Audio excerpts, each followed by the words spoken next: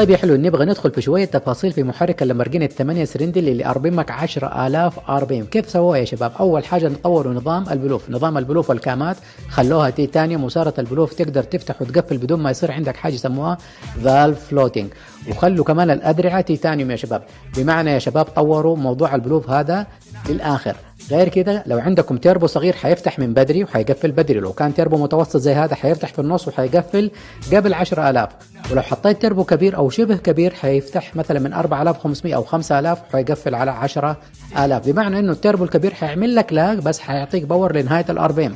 طيب يا شباب، كيف تحل موضوع اللاج؟ كيف تحل موضوع اللاج؟ هنا النقطة الحساسة. عندك 3 محركات كهربائية. عندكم محرك كهربائي 148 حصان مربوط مع المحرك، بين المحرك وبين الجرابوكس، يلف الماكينة ويطلع لك هواء كفاية من الاكزوست عشان يلف التربوات الكبيرة.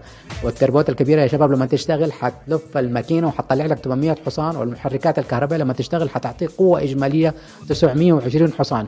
نشوف الصور مع بعض يا شباب. وفعلا اختراع واو، اختراع واو فعلا. شباب لامبرجيني أبدعوا في ماكينة التيماراريو. عربين ماك 10000، 8 سرندل، فلات بلين كرانك، توين تيربو، و3 محركات كهربائية. ألف مبروك لشباب لامبرجيني.